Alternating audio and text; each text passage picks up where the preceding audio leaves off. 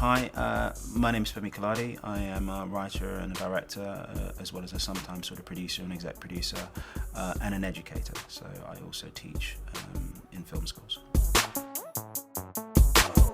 I don't think I always knew I wanted to be a filmmaker, no. I think filmmaking, it sort of snuck up on me. It was something that I was always interested in when I was growing up. I was always interested in movies. I think it was the summer of '91. And I was given a Super 8 camera and a projector, and I had no idea how it worked. And it was a friend of mine who was clearing out their loft, and they just didn't want it anymore. I think it belonged to their mum or whatever. And they were like, "Do you want this?" And I was like, "Yeah, sure." So then I opened it up, and I thought, "What's this?" And and then started playing around with it and taking lots of sort of home movies and stuff like that, and then wanting to know how it worked and how to cut with it.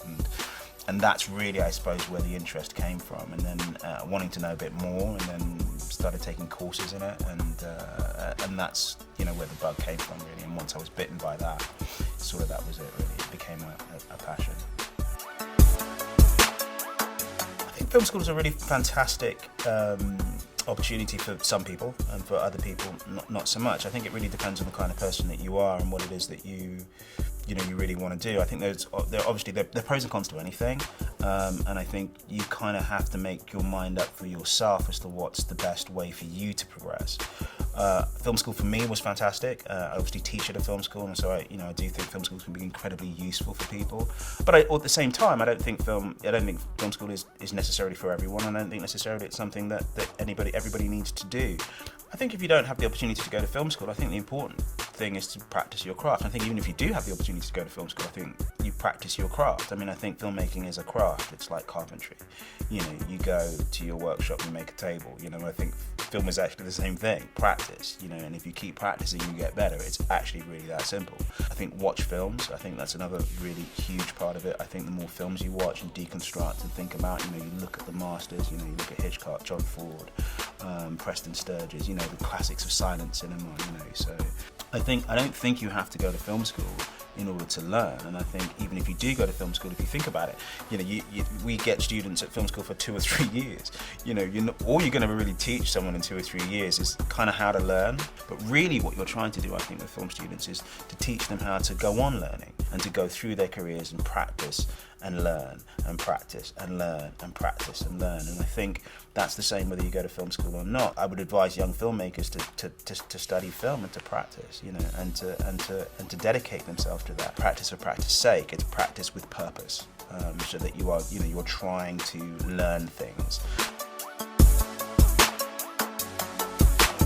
I think it's hugely important for young people to learn from people that have been doing it, or have been in the industry for a longer time than they have, who have more experience perhaps as they have. I think filmmaking is a craft, and I think craft, there's a very time-honored tradition of sort of craft learning, where the sort of the master-apprentice model, so that you have, the master who teaches an apprentice, or apprentices them into a craft, whether it's carpentry or I don't know, blacksmith or whatever it is, and that's a very powerful and effective way of learning, if you like, by being apprenticed to someone who has mastered a craft that you are interested in pursuing. And I think generally speaking that's true in the film industry, in the sense that there are a lot of both technicians and creative people who have mastered the craft. And any opportunity for a young filmmaker to go and work on a film, in whatever capacity. You may want to be a director, you may want to be a cinematographer, but you're going to go and work on a set as a runner. Take that job, because you're going to learn from it.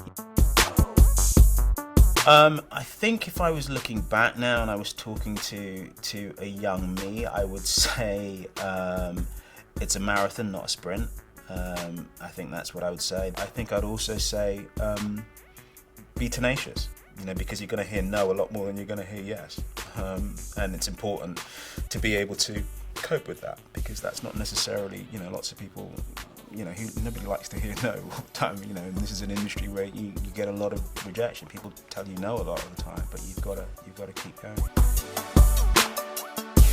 Yeah, no, I think a lot of filmmakers, a lot of young filmmakers are trying to run before they can walk, and I think that's, I never, I understand that, and I don't think there's anything wrong with that on one level, as long as you're prepared to deal with the failure. And I think failure is a useful thing, don't get me wrong. I mean, I don't mean that as a bad thing. I think that's actually quite a good thing, but I think you have to be prepared to learn from that rather than be scarred by it. And I think often people start out with very ambitious projects that they want to do, and then when it doesn't work out, they're scarred by that process and by that result, and you know, that ends up sort of, you know, hampering their development. If we're talking about narrative storytelling, then I think, of course, story is hugely important, and I think in the modern age, I think, you know, narrative filmmaking has become the predominant form, and I think that story and storytelling in cinema has become, you know, incredibly important. So of course, I think story is extremely important, particularly in commercial filmmaking.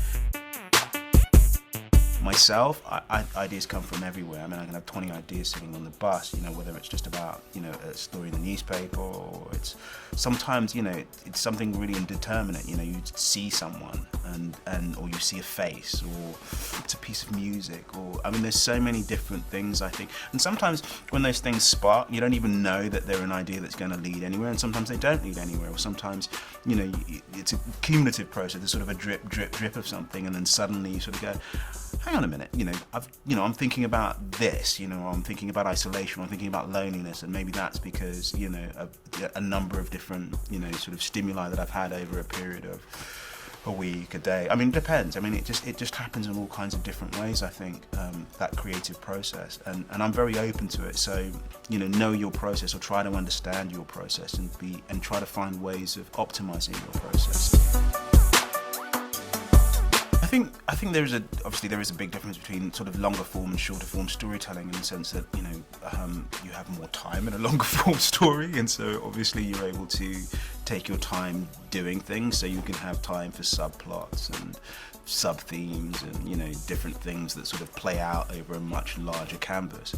I think when you're working, you know, within sort of commercials or promotions or promo sort of type environment, where you're looking at a minute or a minute and a half or 3 minutes in very sort of short form, you don't have that same time to be able to, you know, kind of, you know, sort of meander into things. If you think about sort of, I think, shorter form storytelling as a kind of a polished diamond, as it were, so that what you're doing is you're refining, you know, lots of the same things that you would see in longer form or feature filmmaking or feature storytelling, but you're refining them down to their absolute essence, where there's absolutely no fat, there's nothing extraneous, everything is absolutely concentrated on telling that exact story that you're trying to get across in those 2 to 3 minutes or those 90 seconds.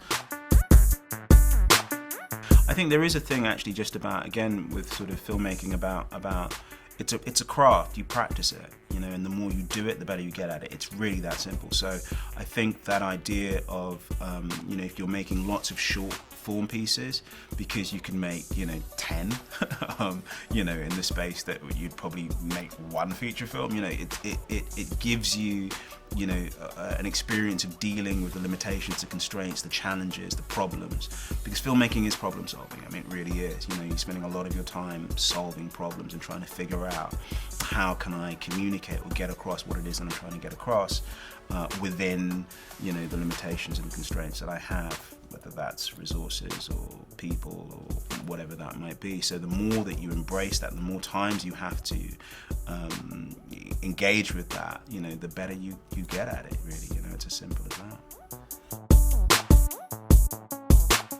I think talent is the lifeblood of the industry, so I think any industry that's not producing new talent is in trouble. I think you have to, you know, encourage talent. I think you have to nurture talent. I think you have to nourish talent, and I think it's important for any filmmaking industry, whether it's in Europe or in Africa or in America, to have new talent coming through who have things to say and want to to say it, want to express themselves. So I think it's really important that young filmmakers embrace, you know, all the different resources that are out there for them, you know, to be able to express themselves. I think the advice I would give young filmmakers is you know, follow your passions. You know, if it's filmmaking is something that you want to do and it's something that you're interested in, then do it. I mean, engage in it in whatever way you can. You know, make things. I mean, I think that's, you know, if you want to be a filmmaker, filmmakers make things. I think that's the most important thing I'd say to a young filmmaker.